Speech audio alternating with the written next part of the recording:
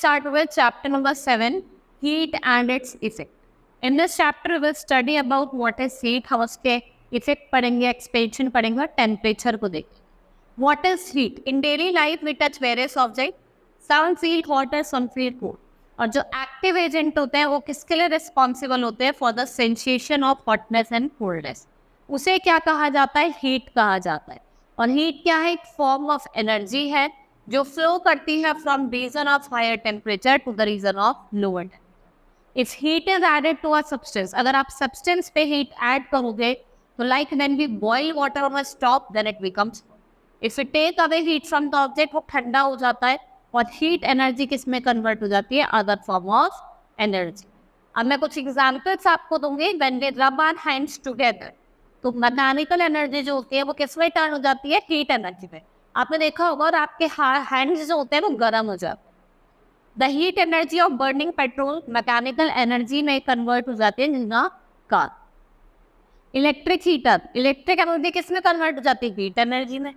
Power house में heat energy को जब हम कोल से बर्न करते हैं तो किस में कन्वर्ट होती है? Electrical energy. Fuel is burn, chemical energy store होती है और जो फ्यूल किस में चेंज होता है? Heat energy. And when a solid, liquid और गैस इज हीटेड, जो मॉलिक्यूल्स हैं वो एनर्जी गेन करते हैं और फास्टली मूव करने लगते हैं. Now effects of heat. We can see various effects of heat in our daily life. जैसे when heat is supplied to our body, जैसे heat supply हुई, temperature बढ़ गया और हमारी बॉडी कैसे हो जाती है? वार्म हो जाती है, हॉट हो जाती है. It gives out heat और जो टेम्परेचर है वो क्या करता है? डिक्रीज करता है.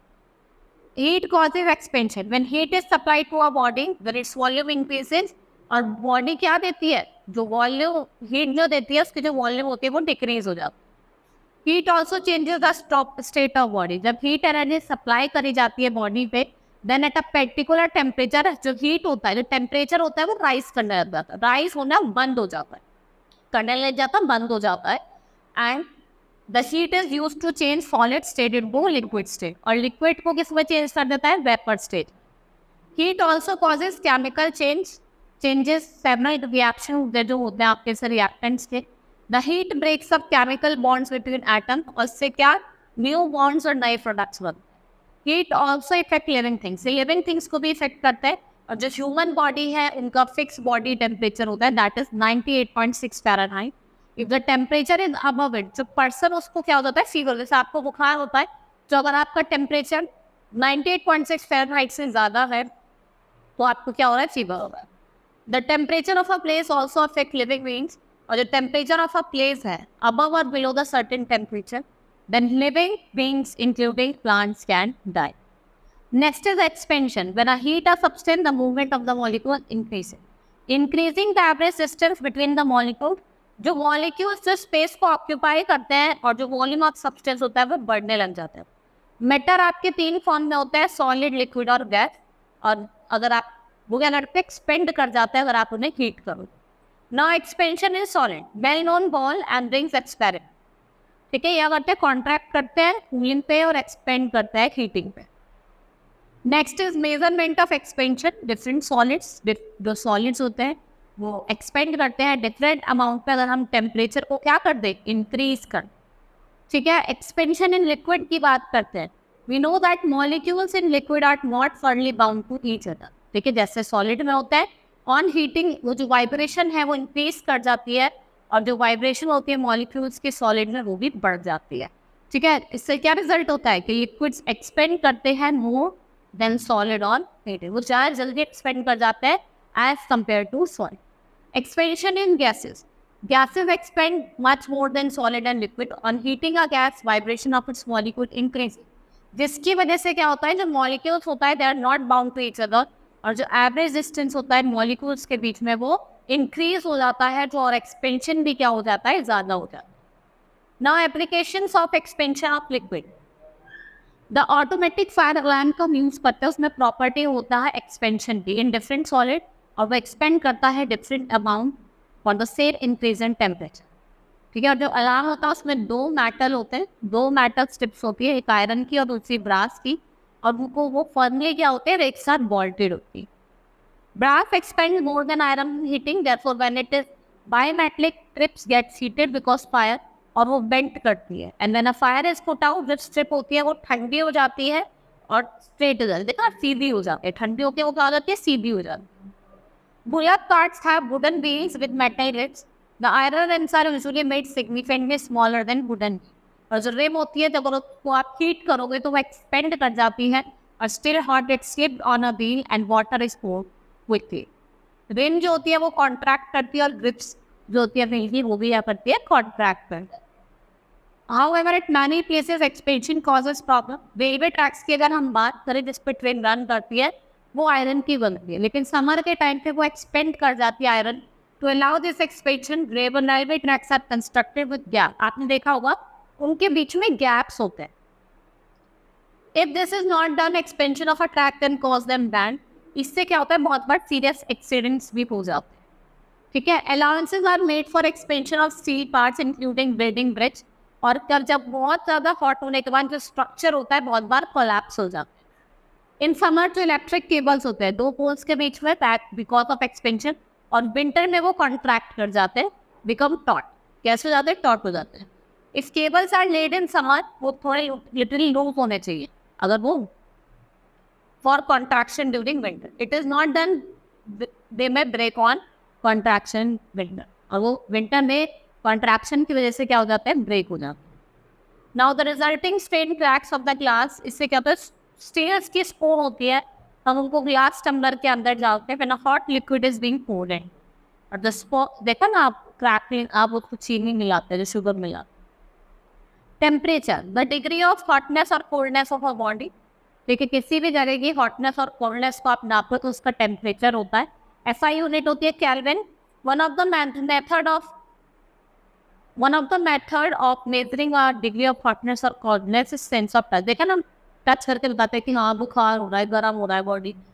ठीक है, let us look at the following experiment to understand. ठीक है, एक्सपेरिमेंट दिया हुआ है कोल्ड का और उसको रिलेटेड टर्म। टेम्परेचर स्केल की बात करते हैं हम, इसको इंचेस सेंटीमीटर में नहीं नापते, डिफरेंट SI यूनिट है। In temperature scale 2 reference temperature are there, उनको क्या कहा जाता है, 1 डिग्री। ईच डिविजन में क्या होता है, 1 डिग्री। और 2 कॉमनली यूज स्केल जो है वो सेल्सियस और फ़ारेनहाइट है। थर्ड स्केल केल्विन है जो हायर क्लासेस को देखते हैं। सेल्सियस स्केल की बात करें तो ये सेल्सियस में टेम्परेचर को बताता है। On the scale we take temperature at which pure water freezes at sea level. 0 degree Celsius पे जो प्योर वाटर है सी लेवल पे क्या होता है, आपका फ्रीज होता है। The temperature at which pure water boils at sea level, उसे क्या कहा जाता है, अपर फिक्स्ड पॉइंट कहा जाता है। नाउ फ़ारेनहाइट स्केल, इसमें टेम्परेचर फ़ारेनहाइट में नापा जाता है, डिग्री फ़ारेनहाइट में, और जो 6 पॉइंट है वो 32 डिग्री फ़ारेनहाइट है, और अपर वाला जो है वो कितना है, 212। Conversion, to convert the following equation and to convert. अगर आपको फ़ारेनहाइट से सेल्सियस में कन्वर्ट करना, फ़ारेनहाइट सेल्सियस से फ़ारेनहाइट में कन्वर्ट करना है तो सेल्सियस इंटू 9/5 प्लस 32, ये फॉर्मूला है हमारा। ठीक है, और अगर आपको सेल्सियस में करना है फ़ारेनहाइट में तो 5/9, ठीक है, और F-30, ये कन्वर्जन का फॉर्मूला है, आप खुद करेंगे। नाउ मेजरिंग टेम्परेचर, अब आपको मेजर करना है। We know that solid, liquid and gases होते हैं, पर एक्सपेंड करती है, और जो वाटर ऑब्जेक्ट्स है वो ज़्यादा एक्सपेंड करता है। One way of measuring temperature is to measure expansion of solid, liquid और gas. However solid expand very little, और जो गैसेज है वो ज़्यादा एक्सपेंड करते हैं, और we usually measure expansion in liquid to measure the temperature. Instrument का यूज़ किया जाता है थर्मामीटर। अब हम बात करते हैं लेबोरेटरी थर्मामीटर, इससे हम रूम टेम्परेचर को नापते हैं और टेम्परेचर सॉलिड और लिक्विड के टेम्परेचर को नापते हैं। It consist of long thin tube uniform glass tube जो सील्ड होती है and bulb filled with liquid at one and, mercury से फिल्ड होता है। जिस लिक्विड को, इसी लिक्विड को क्या कहा जाता है, मर्करी। ठीक है, as the temperature increases mercury क्या होता है, एक्सपेंड, जैसे टेम्परेचर बढ़ेगा ये एक्सपेंड करने लगेगा। ठीक है, और स्टीम इज मार्क सेल्सियस और फ़ारेनहाइट आप देखते हैं। ठीक है, और जो हाइट ऑफ लिक्विड है वो आपको रीडिंग देती है, और gradually -10 degree Celsius to 110 degree Celsius. Bigger marks normally 1 degree, और 5 डिविजन है आपको 0.2 डिग्री सेल्सियस। एक होता है आपका alcohol thermometer, thermometer using alcohol, some advantage और मर्क्यूरी थर्मामीटर. एल्कोहल क्या होता है, ज़्यादा चीपर और लेस हार्मफुल होता है देन मर्क्यूरी. तो जो एल्कोहल थर्मामीटर होता है उस पर लोअर टेम्परेचर होता है देन मर्क्यूरी. और जो मेन डिसएडवांटेज ये है, आप इससे टेम्परेचर जिसका 78 डिग्री सेल्सियस से ज़्यादा उसका नहीं नाप सकते. इससे एक डिसएडवांटेज है. Next is clinical thermometer. Clinical thermometer is use to measure the temperature of human body, जिसे हम डॉक्टर थर्मामीटर भी कहते हैं. ये देखो ना, तो डॉक्टर आपके अंडर आर्म रखवाता है, माउथ में रखवाता है. The temperature recorded thermometer will fail as to take out of the mouth. और जो क्लिनिकल थर्मामीटर है उसको आप करेक्ट रीडिंग देता है. ठीक है, जैसे आप उसके माउथ से निकालोगे, आर्म पिट से निकालोगे, तो उसका टेम्परेचर है वो गिर जाएगा. एंड ये स्लाइट बैंड और किंक है इन स्टेम. ठीक है, और it is taken out of the mouth, liquid in the bulb contact, और मर्क्यूरी टूटने लग जाता है और वो नीचे गिरने लग जाता है.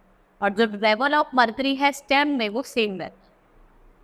Now, conveniently, after taking a reading, the thermometer is shaken to bring a mercury back to the bulb. और जो नॉर्मल टेम्परेचर होता है हेल्थी पर्सन का, वो कितना होता है, 37 degree Celsius to 98 degree Celsius. अगर वो सुपर चला गया तो आपको फीवर है. और जो क्लिनिकल थर्मोमीटर उसकी रेंज है 35 degree Celsius to 42 degree Celsius. ठीक है, that's all for today. Hope you understood the chapter. Thank you.